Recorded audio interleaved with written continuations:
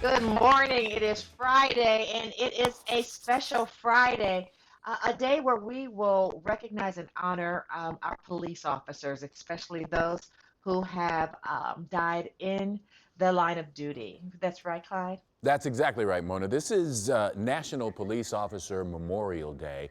And for the Cincinnati Police Department, there'll be a vigil at the Police Memorial down on Ezard Charles, across from the Cincinnati Police Department headquarters. This is a thing that happens annually, and as well it should. Live streaming will we will here on WCPO live stream some of the activities on CPD's Facebook page. Excuse me. The live stream is happening on CPD's Facebook page. And it certainly is an appropriate time for us to say thank you to officers in general, but those in particular and their surviving families who've given their lives in the line of duty.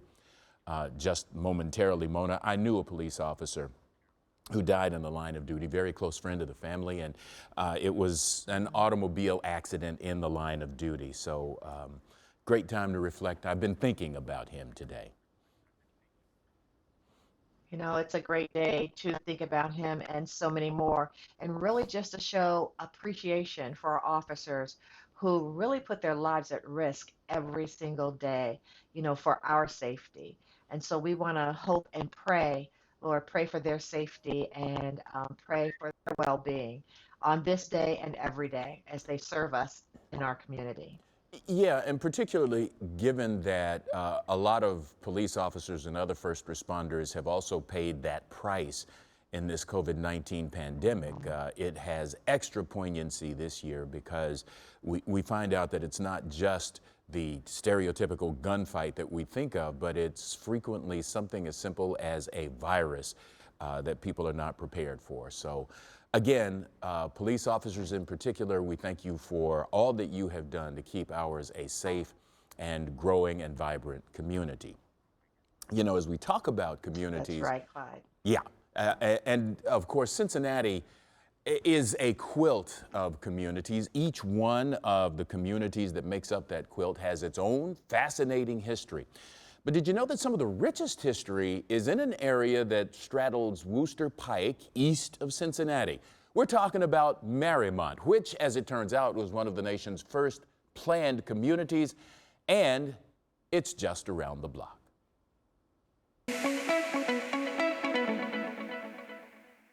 Looking at Marymount, it's easy to see why people choose to live in this community. Marymount is clean, green, warm, and hospitable, just as Mary Emery intended when she bought the land Marymount sits on in the early 1900s. She hired the best urban planners of the day to create a haven for working men and women otherwise trapped in the cold-shrouded Ohio River Valley. People who had money migrated up to the Seven Hills of Cincinnati, but the poorer people did not have that option. So Mary Emery, who was a widow at that time and considered the wealthiest woman in America, decided to do something about that. In 1920, they hired the most famous landscape architect, town planner of the time, John Nolan, from Cambridge, Massachusetts. And from 1920 to about 1922, he developed a plan based on the English garden cities. Today, what was intended as a workers' refuge is home to 3,500 people, including a new crop of young families.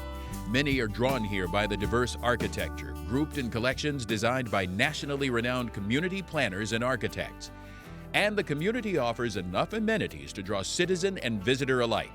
Grater's Ice Cream, the upscale Quarter Restaurant, the Marymount Theater, and the National Exemplar, a combination inn and restaurant with a regional reputation. The National Exemplar Restaurant and Inn is probably the most famous, and people come from all over to stay there. I have relatives who make a long trip just to be able to stay here and eat there because it's such a nice place. It's beautiful. It's like an old English inn. Marymount boasts plenty of other attractions too. The Marymount Community Church, the first building completed in Marymount, is part of the original town square and features a roof imported from England that stretches back centuries, the oldest roof in America. Nearby is the Cincinnati Waldorf School in Dale Park. And across Wooster Pike, kids play in Dogwood Park in the shadow of the Carillon and its 49 bells. It's here that families regularly gather for evening concerts. But for all the many fine appointments in Marymount, perhaps its most attractive quality is also its most simple. When people are asked what they like about Marymount and our Next Door Marymount social media page, generally a walk-in community is mentioned pretty often. There's lots of trees, there's not much traffic, and most of the areas people walk in the streets for a lot of times because there aren't always sidewalks. So what would Mary Emery think if she could see what happened to her $8 million investment? It's a nice place for kids to grow up, and it's pleasant people. People are friendly, and so I'd say she'd be happy. Even though some businesses are starting to reopen, many still remain closed, and those places are having to get creative in order to stay in business and help people pass the time safely. And a perfect way to do this is with the library. And right now, I want to welcome J.C. Morgan, the director of the Campbell County Library. Thank you so much for talking to us today. It's great to be back on the show again, Mona. Thank you for having me here today. The library isn't open yet, but are starting a new service on Monday, curbside pickup. Tell us about it. Yes, so the buildings have been closed since March the 13th, and we haven't been able to have anybody in the buildings because Governor Beshear has not given us permission to have face-to-face interactions right now. But curbside is one way that we can allow patrons to access what's inside the buildings right now. So what's inside the buildings is actually tends to be a lot bigger in scope and greater in depth than what you'll find online. Not everything that we have inside the buildings is available online, whether you've got Netflix or Hulu or Audible or you like to read through a Kindle. What we have inside the buildings is often better than what you might find in an online source. Okay, walk us through the process. What can library card holders pick up and what do they need to do? Actually, the process is exactly what they've been doing for years. So you can call us on the phone and we'll place holds for you. You can go on our website and the catalog is right there. You can search for items that you might like. We have a smartphone app, and if you don't know what you might like, you just like Amish romance mysteries, you can call the staff and we will be glad to help you find the Amish romance mystery that will just tingle your soul. So we are happy to help however we can. But once you've placed that hold or the hold has been placed for you, you'll get a notice in the mail, either through postal mail or email, a text message. We'll call you, and then you can come to the library. We have marked parking spots. Call us, tell us what spot you're in, and we will bring the books out and put them in your trunk for you. If you don't have a car or you don't have a cell phone, we have doorbells on the front door of the buildings. You can just come up, push the doorbell. It's a video doorbell, and we will talk to you through the doorbell. And again, the key though is that you're not able to browse. So you can't just say, I want that Amish romance mystery at the doorbell. You have to call ahead of time. We'll put it on hold for you, and then you can pick it up. If people want to find out more about everything you have at the Campbell County Library, how can they connect with you? They can always connect to us. We have a Google Voice line that you can find the number for on our website. The website is the best way to find out anything about us at www.cc-pl.org.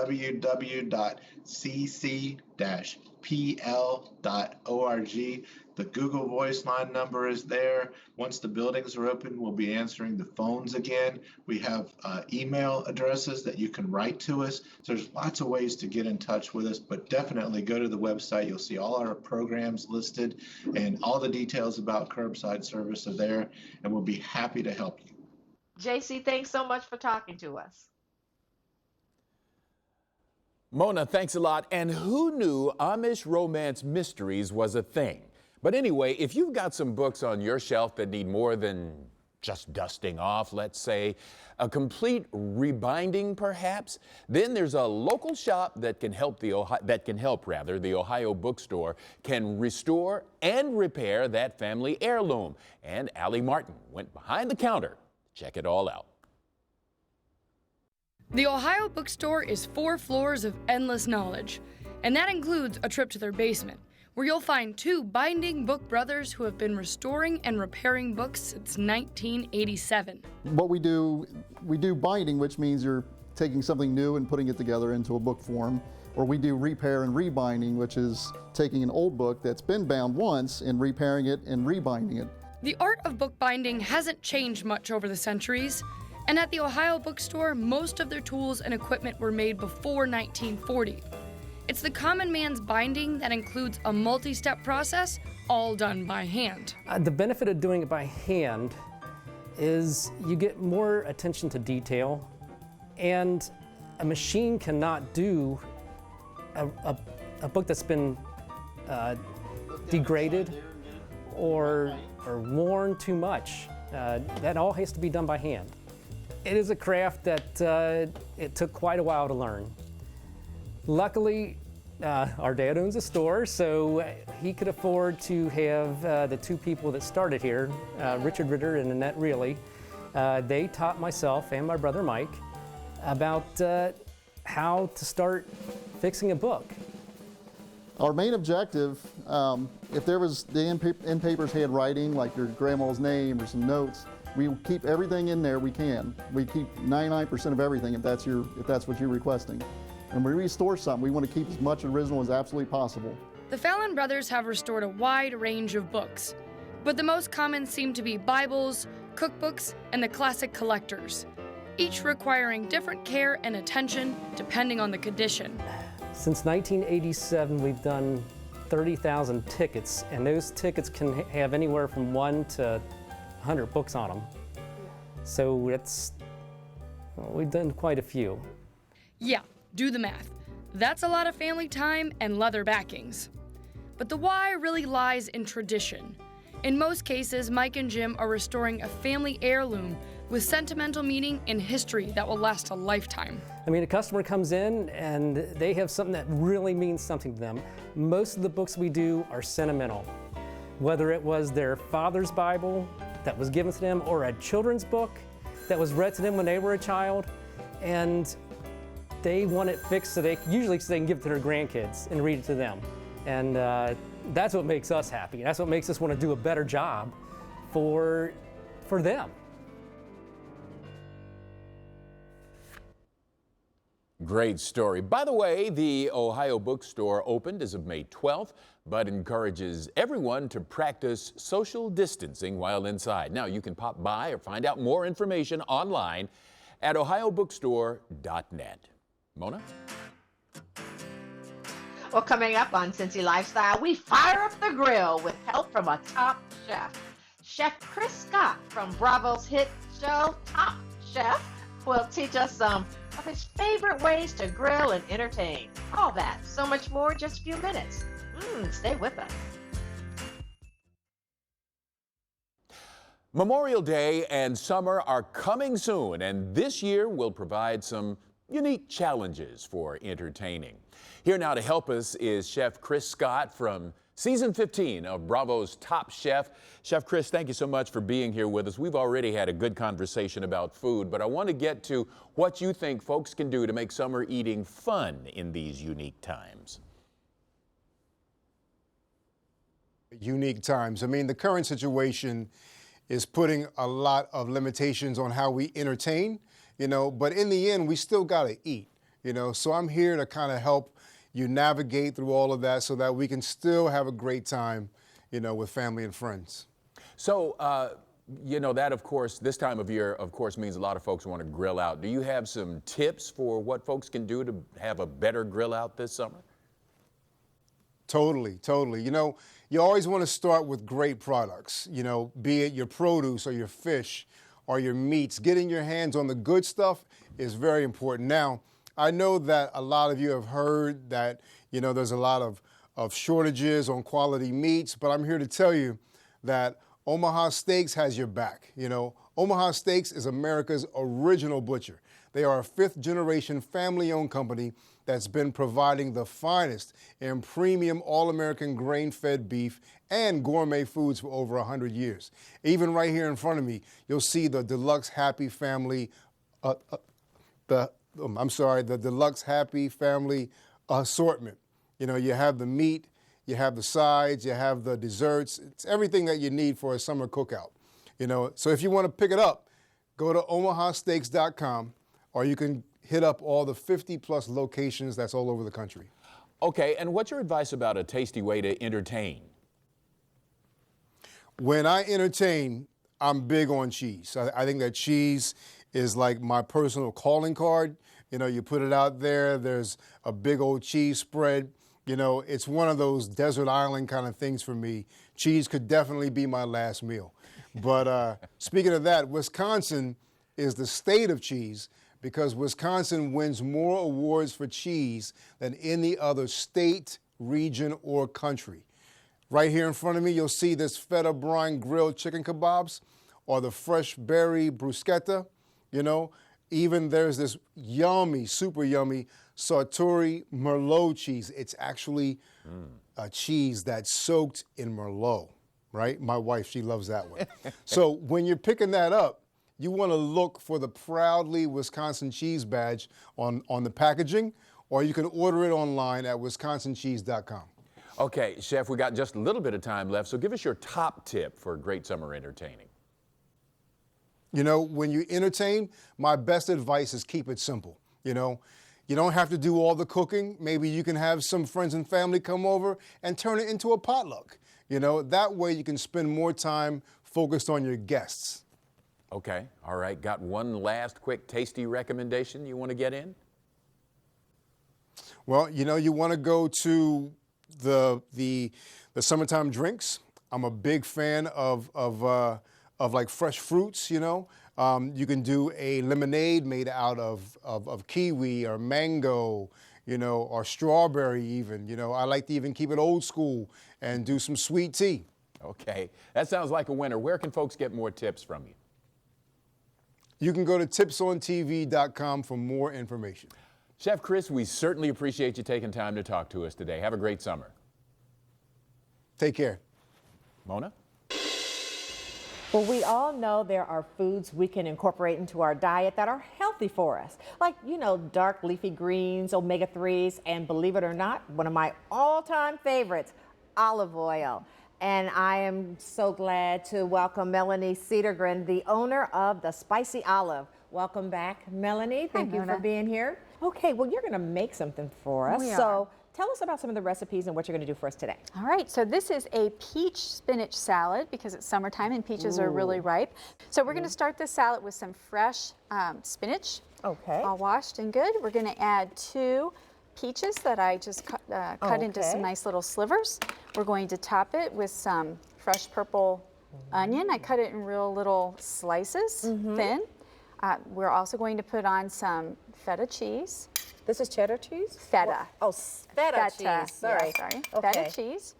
And then we're going to add some toasted pecans. So I always toast the nuts before I put them on the salad because it really brings out the flavors of the nuts more, so it's better in your salad. So I'm going to put some nuts on there, and then to dress it, it's really quite simple. We're going to add our peach balsamic, about a 1/4 cup to begin with, and we're going to add the balsamic vinegars always first when you're dressing a salad, because if you put the olive oils on first, the olive oils are going to coat your greens and the vinegars are just going to go to the bottom of the bowl and not be on your greens. You're not going to taste them or enjoy them.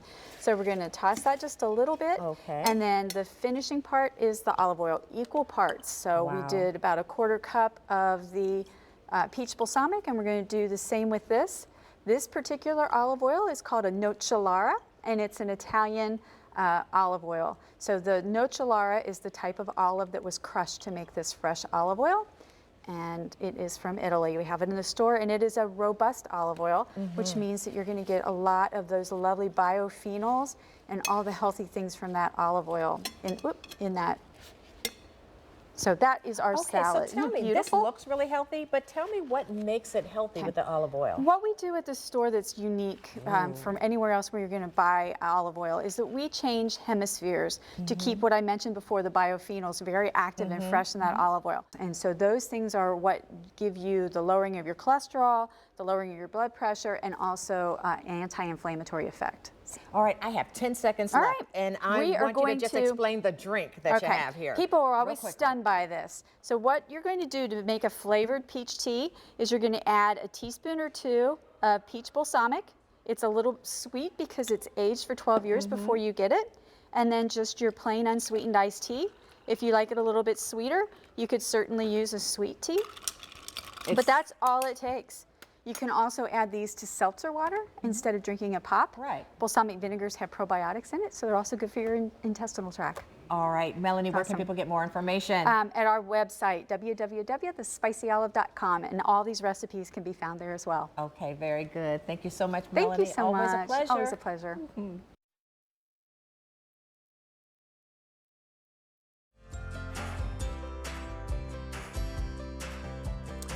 And a quick look outside. Might be a little stormier later today, but right now it's looking nice out there. Peachy, as PK, the director, puts it, Mona. It is peachy. Well, you know what, Clyde? Coming up next week here on Cincy Lifestyle, are you looking for some healthy snacks? Well, I know I am. Well, we've got you covered. We'll teach you about a few favorites that are great for when kids and adults are feeling a little pickish. Clyde? Oh, okay. Plus, if you're planning to cruise around with your four-legged friend, might want to hear about these safety tips. We talked to the League for Animal Welfare about how to keep your dog or cat safe while in the car. All that, so much more is coming your way next week right here on Cincy Lifestyle. Thank you for joining us today. Just be sure to check us out on all those ways we just put up on the screen. Make sure you have a great weekend, and make sure it starts with a great day today. Thanks for watching our video. If you liked what you saw, hit that subscribe button. You can also check out full episodes of the show you've never seen before or watch your favorites again and again. And as always, make it a great day.